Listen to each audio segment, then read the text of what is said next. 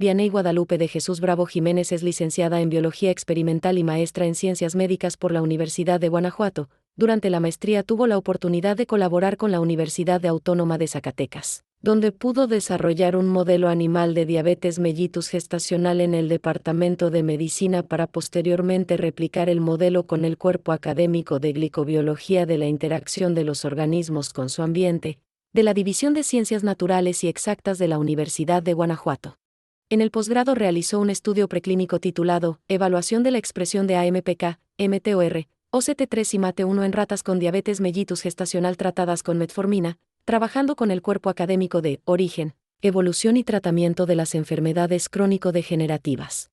Asimismo, colaboró con el artículo de revisión Efectos de la diabetes mellitus gestacional en el desarrollo neurológico de la descendencia, que será publicado en la revista Archives of Medical Research, desarrollado con el Instituto Nacional de Neurología y Neurocirugía, Manuel Velasco Suárez. Durante el posgrado obtuvo mención honorífica y fue ganadora de la beca para el programa Jóvenes de Clase Mundial Estonia-Finlandia. Actualmente es parte del equipo de laboratorio del corporativo Creosalud, donde es jefa del laboratorio y tiene un nombramiento como auxiliar de responsable sanitario. Buenos días, el día de hoy seguimos con los seminarios de actualización. Voy a presentar un artículo que se titula Eficacia y seguridad del uso de células troncales mesenquimales derivadas de cordón umbilical en adultos chinos con diabetes mellitus tipo 2, un ensayo de fase 2 aleatorizado, doble ciego y controlado con placebo, de un solo centro. Ok, recordemos que el factor de impacto es como una puntuación que se da a nivel mundial para elegir en qué revista vamos a publicar los artículos. Una revista con factor de impacto bajo significa que no tiene tanto alcance, no es tan citado, la gente como que no le, bueno, a los investigadores no les interesa, o que tal vez no tiene una estructura de investigadores para hacer la revisión de los artículos y realmente no va a llegar, no va a tener el objetivo que esperamos. Si tenemos como parámetro, la revista Nature tiene un factor de impacto de 80 aproximadamente hasta 2024, pero todas las otras revistas que no son Nature casi siempre van desde 5 hasta 20 aproximadamente. Entonces, bueno, este tiene un factor de impacto de 7.3, significa que la calidad no es baja, los resultados son buenos, pero no es el mejor tampoco. Y bueno, hoy vamos a comenzar hablando, si recuerdan, el título es enfocado en diabetes mellitus. ¿Alguien recuerda qué tipo de diabetes existen? Ok, bueno, les voy a explicar la diferencia entre cada tipo de diabetes. Bueno, en una persona sana, esto es el páncreas. Este es el páncreas. Entonces, imaginen que este es el páncreas de una persona sana. El páncreas es un órgano que tiene células que se llaman beta pancreáticas. Estas células es como cualquier otra célula de nuestro cuerpo, pero produce insulina. La produce, la almacena y la distribuye. Entonces, una vez que el páncreas libera la insulina va a llegar a la célula por medio de un receptor y va a permitir el ingreso de glucosa hacia la célula para que pueda ser utilizada como un intercambio de energía, ¿saben? Para que podamos usar la glucosa como energía en nuestro cuerpo. Esto es como en la parte más, lo esencial, el mundo de fantasía, en el deber ser, pero puede haber diferentes fallas. En diabetes tipo 1 va a haber una falla en la producción de insulina. Entonces, ¿qué es lo que va a pasar? Si no produces insulina, no va a llegar nada al receptor y no va a permitir que la célula deje entrar a la glucosa. ¿Les queda claro con este esquema? Es que me pareció bastante digerible, por eso se los puse así. Y en diabetes tipo 2 va a ser algo distinto. En diabetes tipo 2, nuestro páncreas sí va a producir insulina, pero va a haber una falla en el receptor de glucosa. Entonces, sí produzco insulina en el páncreas, sí se va a unir la insulina al receptor de la célula, pero va a haber una falla en el receptor de la glucosa. Entonces, la glucosa se va a quedar en el exterior, perdón, no va a ingresar de la misma manera como si ingresara en un paciente sano. La 1 es similar, pero o sea, sí, es por eso que en el tipo 1 necesitan solamente un poquito de insulina, porque tu páncreas sí produce, pero no la suficiente, entonces por eso hay una terapia con insulina.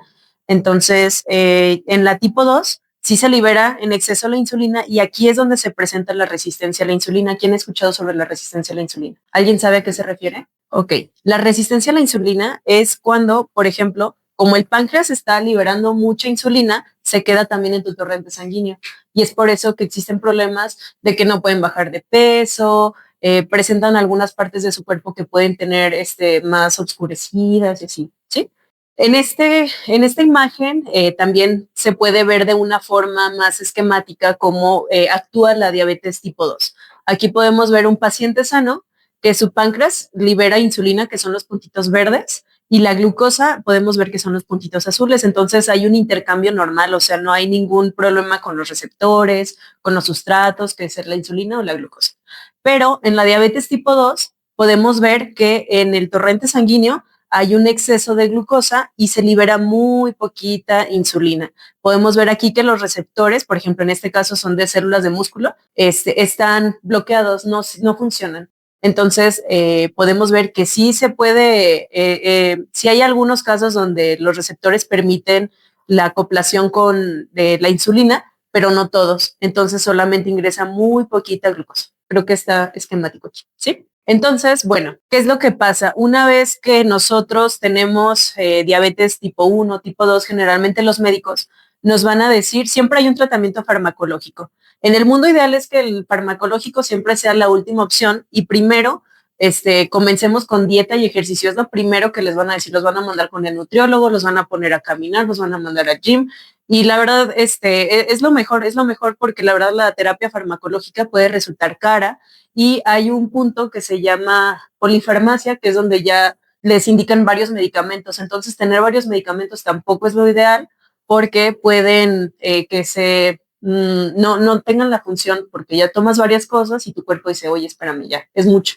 Y ya ni siquiera van a actuar y son caros. Actualmente los medicamentos para diabetes tipo 2, los más nuevos, son muy caros, aunque sí sean muy eficaces. Entonces, bueno, es darle un seguimiento con nuestro doctor, evitar el alcohol, llevar de la mano la terapia farmacológica, llevar una dieta, control de peso, evitar fumar y hacer ejercicio. Entonces, bueno, aquí es donde entran nuestras poderosísimas células troncales mesenquimales. Las células troncales mesenquimales, recordemos que son células como cualquier otro tipo que tiene un secretoma. La diferencia del secretoma de las células troncales mesenquimales es que van a estar liberando citocinas, factores de crecimiento, exosomas u otras vesículas extracelulares.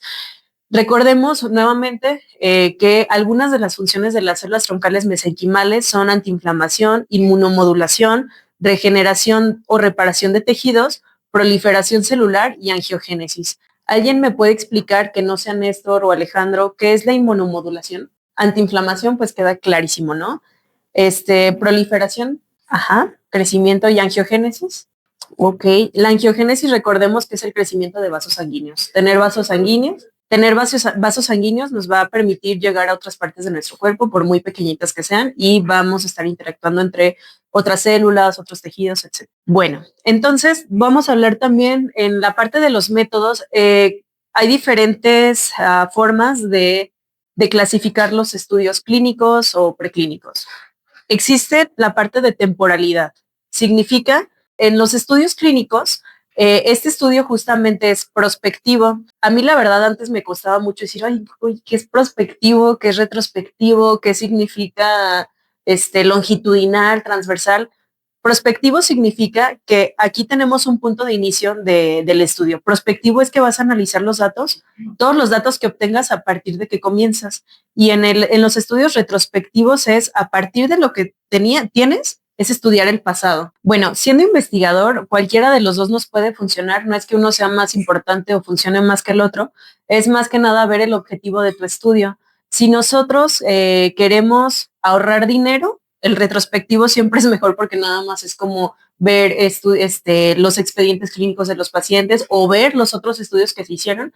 Y en el prospectivo realmente es generar los datos. Tú los tienes que generar y es darle un seguimiento. Es un poco más caro en todos los aspectos, incluso puede durar más tiempo y eso implica mucho recurso humano, muchos gastos.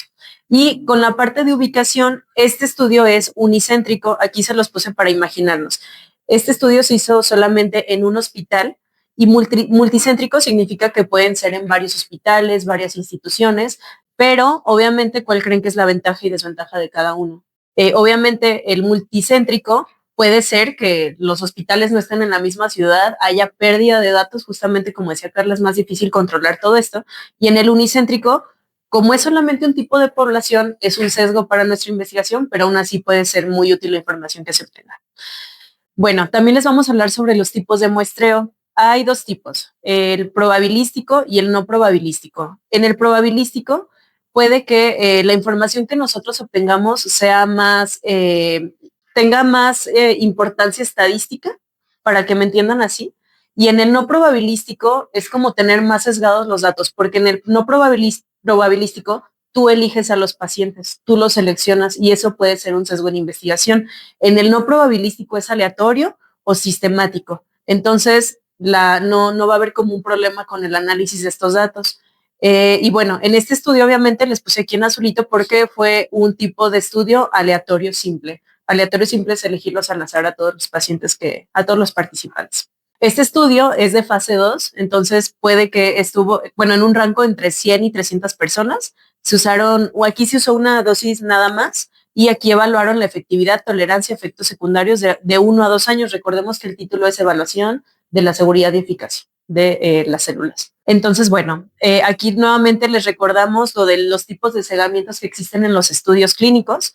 Existe el simple, donde nada más el participante no va a saber qué tipo de tratamiento recibe. Está el doble ciego, donde el participante investigador no sabe qué están recibiendo o dando como terapia. Y en el triple ciego es donde los participantes, investigadores y los analistas de datos no saben qué están analizando, de qué grupo pertenece, qué está recibiendo y qué está dando como terapia. ¿Sí? ¿Dudas hasta aquí? En el estudio de triple ciego, ¿quién sí sabe la información?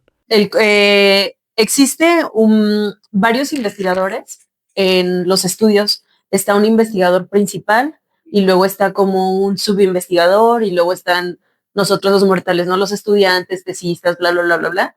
Y nosotros somos quienes no sabemos los datos y solamente el investigador principal lleva como todo este control. Y el comité de ética, también ellos saben. Entonces, con respecto a los criterios de inclusión, ¿alguien recuerda qué es un criterio de inclusión? Ajá, exacto, justamente es qué criterios tienen que cumplir para que yo los pueda integrar a mi estudio de investigación.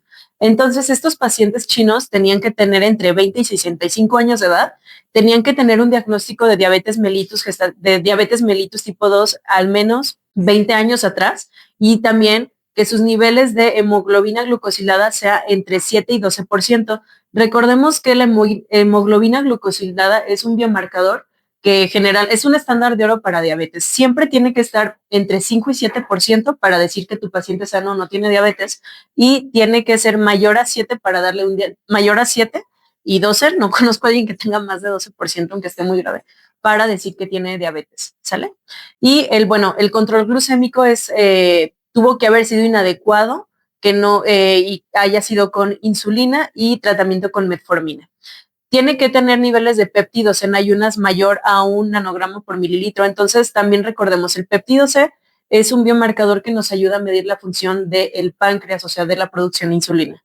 Y bueno, también tiene que tener un índice de masa corporal de 24 a 40 kilogramos sobre metro cuadrado. Y con los criterios de exclusión, pues obviamente, si el paciente tenía cetonuria, tumores, creatina sérica menor a 175 micromoles por litro, diagnóstico previo de infarto al miocardio, retinopatía, hipertensión, trastorno endocrino no corregido, ocupaciones que no les permitiera administrarse la insulina, enfermedades concomitante grave que limitaba su esperanza de vida, comprensión inadecuada del protocolo, drogas, tabaquismo, etcétera, iban a ser excluidos del estudio. Y bueno, con respecto a las células, se obtuvieron de cordón umbilical. Estas se obtuvieron justamente como las obtuvimos aquí. Se hace un raspado del cordón umbilical, se dejaban en los flasks, se dejaban crecer y se hizo una infusión. Aquí yo la verdad ya saben que estoy en contra de los artículos chinos, pero me pareció interesante porque siempre tienen muchísimos errores los artículos de los chinos, aunque sean revisados y publicados en revistas internacionales. Dice que tuvieron una administración intravenosa, pero al momento de la lectura decía que era una administración intravenosa intraarticular en el codo. Entonces a mí me pareció bastante raro, pero los resultados son bastante buenos. También decía que llevaban una administración de las células. Cada 4 semanas les inyectaban 1 millón en 100 mililitros de solución salina y el grupo control, obviamente, solamente eran 100 mililitros de solución salina con vitaminas. Entonces, para este estudio se reclutaron a 183 participantes, donde al final únicamente se quedaron con 37 para los que recibieron células y 36 para el grupo control. Se fueron, algunos participantes fallecieron antes de administrarles las células, tranquilos. Otros decidieron abandonarlo, otros ya no pudieron seguir el estudio. Entonces, bueno, ahorita vamos a hablar sobre los resultados y la discusión.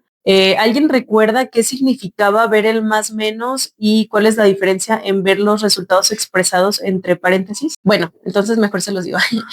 En todas las tablas que vayamos a ver de estudios clínicos nos van a representar siempre, casi siempre en la mayoría, las características de los participantes, donde nos describen lo que están midiendo y entre paréntesis la unidad con que se está reportando. Entonces, por ejemplo, la edad significa, es la edad y se reporta en años. El género, están reportando masculino, el índice de masa corporal está representado en kilos sobre metro cuadrado, duración de diabetes en años, insulina, etcétera, etcétera, etcétera. Entonces, bueno, aquí podemos ver que todos los pacientes tenían aproximadamente 50 años, el 62% eran hombres, tenían un índice de masa corporal de 28.69, tenían ya 11 años con diabetes, utilizaban 57.36 unidades de insulina al día, que es bastante. Su requerimiento de insulina era de 0.72. La glucosa en ayuno era de 8.71. Ay, perdón, no está, así, milimolares sobre litros. Hemoglobina glucosilada de 9, recordemos que el parámetro 7 para sano y a partir de 7 en adelante es ya una persona con diabetes. La medición del péptido C en ayunas era de 2.01 y la infusión de glucosa era de 3.12. Aquí podemos ver que ninguno de estos datos fue importante, fue relevante entre cada uno. ¿Cómo nos damos cuenta? Porque en el análisis estadístico, ellos obviamente en ciencias de la salud siempre tomamos un valor de P es igual a 0.05. Si es mayor a 0.05 no es importante el dato, no tuvo ninguna relevancia y aquí podemos ver que ninguno lo tuvo. No hay ninguna diferencia entre ningún paciente ni en los de, o sea, no hay ninguna diferencia entre los que recibieron las células ni en los de placebo. Pero aquí sí viene un dato muy importante. Esta tabla representa el porcentaje de pacientes que tenían los niveles menores a 7 de hemoglobina glucosilada. ¿Esto qué significa? Que realmente sí hubo un efecto terapéutico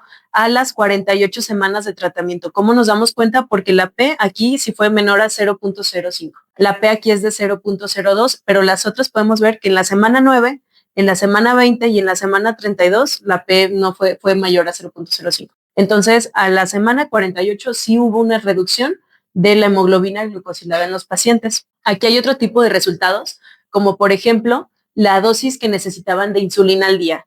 Aquí podemos ver, para interpretar estos gráficos, en azul es el grupo de estudio y en el gris es el placebo. Entonces siempre se van a comparar los dos en todas las tablas. Aquí podemos ver que en la semana 9 para la dosis de insulina requerida, podemos ver que el grupo que recibió las células necesitaba menos insulina. ¿Y cómo sabemos que en la semana 9? Porque aquí el análisis estadístico nos indica que la P es menor a 0.05 e igual en la semana 48. En las otras semanas no hubo una diferencia entre el uso de estas células. Después en el panel B podemos ver igual nuevamente la dosis requerida de insulina y es exactamente el mismo resultado que la pasada. En la C es la reducción de insulina y podemos ver que aquí sí hubo diferencia en todos los grupos, comparando los de células y los de placebo, célula, placebo, célula, placebo, célula, placebo. Aquí todos sí tuvieron una disminución en el uso de insulina. En el panel D podemos ver el requerimiento, bueno, más bien el resultado en ayuno de hemoglobina glucosilada y podemos ver que en la semana 9 y 20 sí hubo una diferencia. El grupo de células tuvo una reducción. Vean, comenzamos en 9 con hemoglobina y luego bajó hasta casi 7 y luego subió un poquito y se mantuvo así el requerimiento del resultado de hemoglobina glucosilada. En esta tercera figura podemos ver en el panel A el resultado del péptido C en ayuno. Aquí no encontramos ninguna diferencia, realmente siempre tuvo un comportamiento unifilar en todo. Y en el panel B podemos encontrar que sí hubo una disminución del glucagón. El glucagón también nos sirve para medir la función del páncreas. Entonces podemos ver que aquí aumentó la función y luego volvió a bajar. Entonces probablemente podemos deducir, bueno, más bien los investigadores dedujeron que la dosis no fue la adecuada. Realmente es muy bajita. Podemos recordar que los pacientes eran aproximadamente de 50 años y tenían un índice de masa corporal de 24. Entonces no estaban flaquitos y 1 millón de células bueno, fueron 4 millones en todo su tratamiento, pues no es nada, y aún así con este tratamiento hubieron buenos resultados. Después, podemos ver aquí los efectos adversos que se presentaron. Hubo un paciente, bueno, el 2.22% de los pacientes, que fue un paciente nada más, de los 45 que recibieron células, tuvo un infarto cerebral, pero esto fue porque ya tenía otro tipo de comorbilidades. Era un paciente que ya estaba grave, que aún así pudo seguir el tratamiento. También hubo una persona que tuvo una fractura, que obviamente esto no tiene nada que ver con las células, pero tenían que reportarlo. Y de ahí en más, no hubo ningún otro efecto adverso en los pacientes que recibieron las células, pero en el grupo de placebo podemos ver que uno salió positivo para el índice de insulina. Entonces esto es como que hubo, no funcionó, o sea, como que fue de que te fue mal, chavito. Entonces a otro presentó anemia, otro presentó carcinoma y otro cáncer de próstata, pero todo esto fue del placebo, no fueron de pacientes que hayan recibido las células. Entonces, bueno, como conclusión, se sugiere que la administración de las células derivadas de cordón umbilical por infusión intravenosa es un método seguro y eficaz que podría reducir la necesidad de insulina exógena y aliviar la resistencia a la insulina en pacientes con diabetes mellitus tipo 2. El trasplante de las células podría ser una opción terapéutica potencial para la diabetes mellitus gestacional. ¿Alguien tiene dudas? Bueno, entonces si no tienen dudas, sería todo por mi parte.